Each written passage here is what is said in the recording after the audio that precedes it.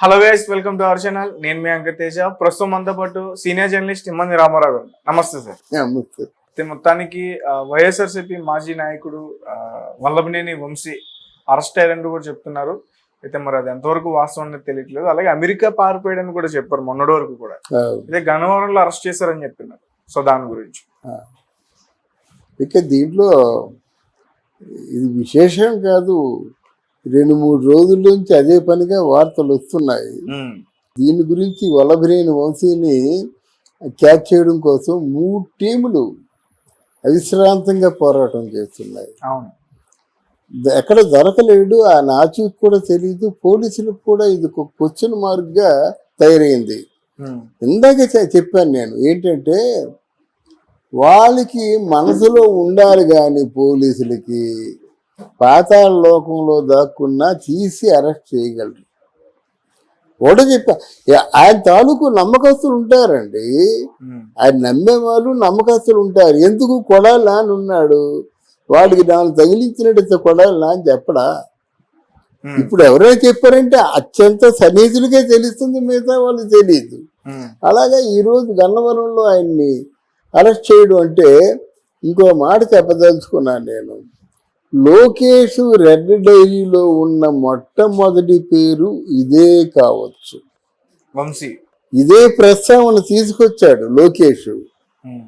నేను మర్చిపోలేని చెప్పి ఆ రోజే చంద్రబాబు నాయుడు ఉక్కిరి బిక్కిరైపోయి ఏడ్చాడు. ఆ రోజే భువనేశ్వరి దేవి ఒక గుండె చూక్కుమనే సత్యం పలికింది. ఒరే, ఈ చేత్తో మీరు అన్నం తిన్నారా, అంత పెద్ద మాట అనడానికి నూరు ఎలా వచ్చింది అన్నది. దాంతో మొత్తం ఆంధ్రదేశం అంతా తిరగబడేది మాట. ఆ రోజు లోకేష్ అన్నాడు, నేను గుర్తుంచుకుంటా అని ఆ రోజే అన్నాడు.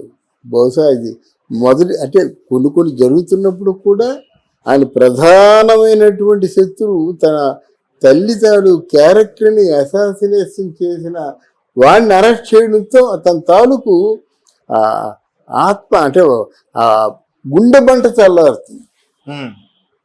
అందువల్ల ఇదేమవుతుంది, మనకి ప్రజాస్వామ్యంలో కొంచెమైనా విలువలు ఉన్నాయి అనేటువంటి మనకు తెలుస్తుంది. ఇప్పుడు ఈ కేసు కూడా 5 సంవత్సరాలు అలా పోస్ట్ పోన్ వెళ్ళిపోతూ ఉన్నట్టు ప్రయోజనం ఏమిటి? వీడిని చూసి ఇంకొకడు, వీడిని చూసి ఇంకొకడు. ఇప్పుడు అసెంబ్లీలో మాట్లాడమని చెప్పండి, అవతల పార్టీ వాడు రాసుకుంటాడు రెడ్ బుక్లో. అంతే కదా. దానికి ఏదో ఒక పనిష్మెంట్ ఇవ్వడం, వాళ్ళకి ఏదో శిక్ష వేయడం, ఆ కథ అక్కడితో ముసిపోవాలి. వీళ్ళ గురించి ఊరికే లా అండ్ ఆర్డర్స్ పనిచేస్తుంటే ప్రజా జీవితంలో ప్రజా సమస్యలని వాళ్ళు పట్టించుకుంటారు. ఒక పక్క డ్రగ్స్, ఒక పక్క గంజాయి, ఒక పక్క డూప్లికేట్ తాగుడు తాగేసి ఎన్ని హత్యలు జరుగుతున్నాయి, ఎన్ని దారుణాలు జరుగుతున్నాయి, ఎన్ని దాడులు జరుగుతున్నాయి. కనుక ఇది కొంచెం వెసులుబాటు కలుగుతుంది మన పరిపాలనలో ఆంధ్రప్రదేశ్లో. అయితే అంటే వంశీ గారిని అరెస్ట్ చేసిన తర్వాత మిగతా నాయకులు కూడా కొంచెం జాగ్రత్తగా ఉంటారు అనుకోవచ్చా? మిగతా నాయకులు ఏంటండి, అందరికీ అనకూడదు కానీ గుండె జారిపోతుందండి. మిగతా నాయకులు ఇందులో ఎవరు మిగలరు. రోజే మిగులుతుందని మీ ఉద్దేశమా? గుడివాడ అమర్నాథ్ మిగులుతాడని మీ ఉద్దేశమా? లేకపోతే బొత్స సత్యనారాయణ మిగులుతాడని మీ ఉద్దేశమా? ఎవడు మిగులుతాడు? కొడాలి నాని, అనిల్ కుమార్ యాదవ్, పేర్ని నాని. ఇది తప్పకుండా చేసుకోవాల్సిందే. ఏదో మిగిలితే ఏదో జరిగితే విడుదల రజని కొంతవరకు వెసులుబాటు ఉండొచ్చు. ఎందుకంటే ఆవిడ తాలూకు నిజాయితీని కొంత నిరూపించుకోవడానికి ఎవరెవరి దగ్గరైతే ఎంతెంత డబ్బు తీసుకుందో ఆ డబ్బుని తిరిగి ఏ ప్లేస్ నీకు ఇస్తానని చెప్పిందో ఆ ప్లేస్లో డబ్బు వాపస్ చేసింది. అది రికార్డెడ్గా ఉంది. అందువలన కొంచెం వెసులుబాటు. మొత్తం ఎగ్గొట్టేసేవాడు కంటే ఏదో కొంత ఇస్తాననేవాడు గొప్పోడు కదా వాళ్ళ దృష్టితో పోలిస్తే. కానీ వైసీపీ పరిపాలనలో కరడు కట్టినటువంటి నేరస్తులందరికీ శిక్ష తప్పదు.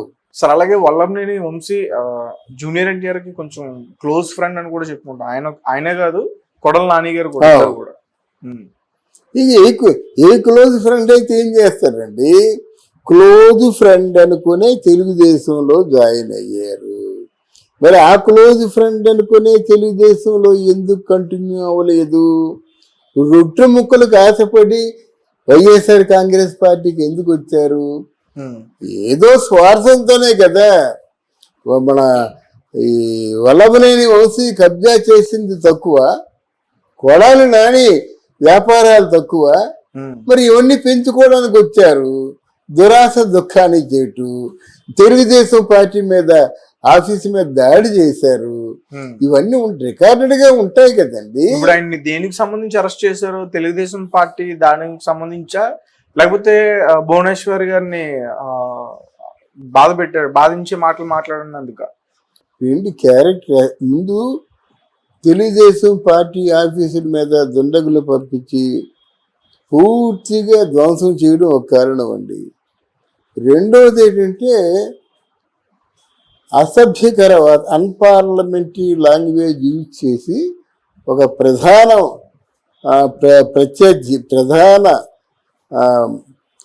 మాజీ ఉప ముఖ్యమంత్రి తాలూకు సతీమణిని అసెంబ్లీలోకి లాగడం, క్యారెక్టర్ అసాసినేషన్ చేయడం, అసలు లోకేష్ బాబు తాలూకు పుట్టుకనే ప్రశ్నించిన వ్యక్తిత్వం కదండి.